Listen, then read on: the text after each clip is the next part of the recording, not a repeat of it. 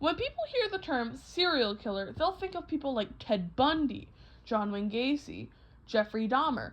But if you were to dig deeper into the subject of serial killers, you'd find people who are surprisingly more sinister. People like David Parker Ray. It would all begin on November 6th in 1939 when Cecile Leland Ray and Nettie Opal Parker would have their first child out of two, David Parker Ray. David Parker Ray would be raised by his very aggressive grandfather and have no relations with his mother. The only relations with his father that he would have would be abusive, and it is thought that his relations with his father would contribute to his idea of what sex was due to his father gifting him sadomasochistic porn magazines as he grew up. As a teenager, he would go to Mountaineer High in Mountaineer, New Mexico, and would be bullied due to his shyness when around girls. This led to drug problems and alcohol addiction, and he'd average grades at low D's, though he'd graduate. By the time David Parker Ray was 14, he was fantasizing about rape, torture, and murder. Him and his sister, Peggy, would become estranged due to her finding hand-drawn drawings of sadomasochism and pornographic images of bondage, though nothing was done, which is crazy to me. And it's thought that he could have possibly been assaulting women as a teen, though it's unsure whether or not that's when the killings started. Once David Parker Ray had graduated, he would go into the military and work as a mechanic. He would go on to get honorably discharged. David Parker Ray would get married and divorced 4 separate times and have 3 kids, 2 daughters and a son, in which he lived with one of his daughters for a period of time. It's thought that the reason none of his relationships had worked out was because he was seen as a sexual sadist, which, based on his childhood, it'd make a lot of sense. He would go on to work as a park ranger in Elephant Butte Park and be a mechanic specifically. So he'd do mechanic work for park rangers, which does not help when it comes to whether or not they found anything. He would go on to meet his girlfriend, Cindy Hendy, or that's how I'm assuming it's pronounced. It might be Hendy. They would meet at the state park, where she also did not have a very decent childhood, but she's not the focus of this. David Parker Ray is. But she would be one of his 3 accomplices. It would be Cindy Hendy, his daughter Jessie Ray, and their friend, Dennis Roy Yancey. It's unsure when David Parker Ray began killing. It's thought to be possibly mid-60s, but we know his killing spree ended by the late 90s.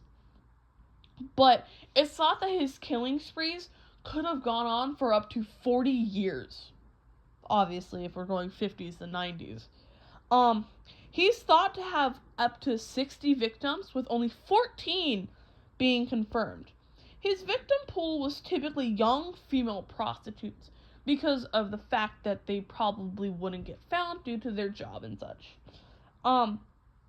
He would go on to spend $100,000 on sexual torture devices for his toy box, which was a shed that he owned in the back of his trailer.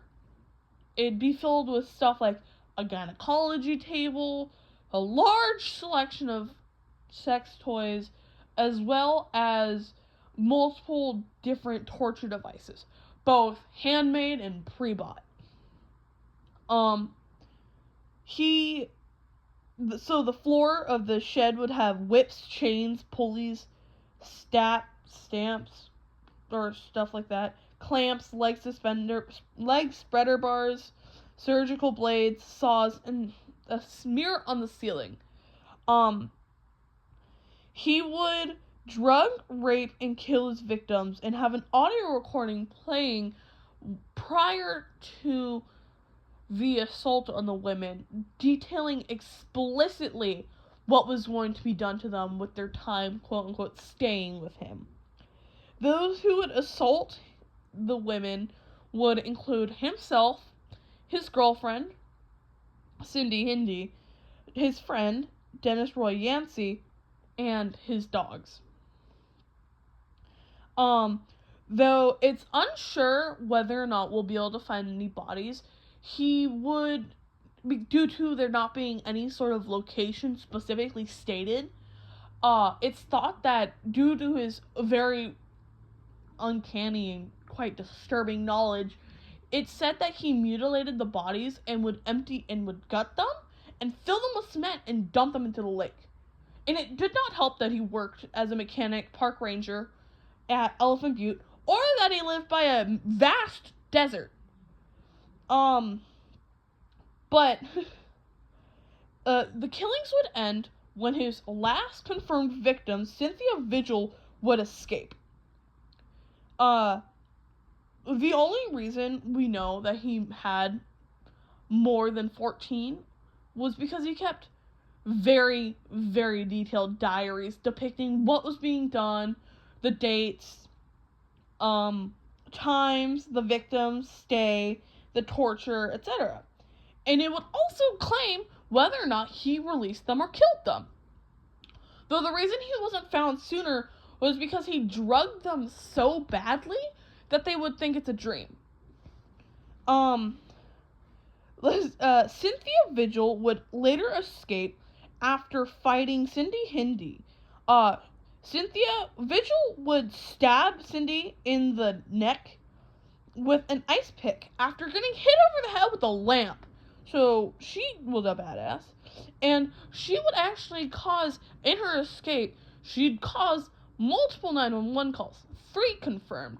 All of which claimed that there was a bloody woman, there was a naked woman covered in blood with a slave collar and padlock chains.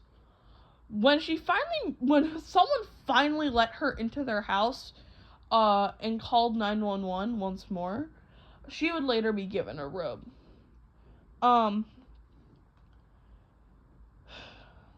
The people who had helped her were Donald and Darlene. Their last names, I'm not too sure. Though the excuse that David Parker Ray and Cindy Hindi had used were that they were to help Vigil with her heroin addiction. But when searching the house, there were a couple weird things found. All of the windows were closed, or covered, in all forms. Every single one of them. The living room was a mess. Think Hoarders and worse in it. It was horrible. They had a bed in the corner, broken glass and lamp, obviously, after a fight, duh. The bed was stained in blood with an ice pick also covered in blood, duh. Shackles and padlocks to keep victims compromised, spread eagle, with pulley systems, hooks, in a human-sized box that had shackles inside. And in another room, there would be a corkboard of DIY torture devices. So scrap metal, there's one that's kind of notorious, which is a PVC pipe that was loaded with nails. And in another bedroom, there were two huge shackles that had hooks, chains, and restraints. Walls with hardcore disturbing pornography and crude drawings of women being tortured. A bed and a dresser, and the dresser was covered in pliers, scissors, clips, clamps, harnesses, and many sex toys. A large variety. A disturbing amount. He would later go on to be sentenced to over 200 years in prison, though live until 2002 before dying to heart complications.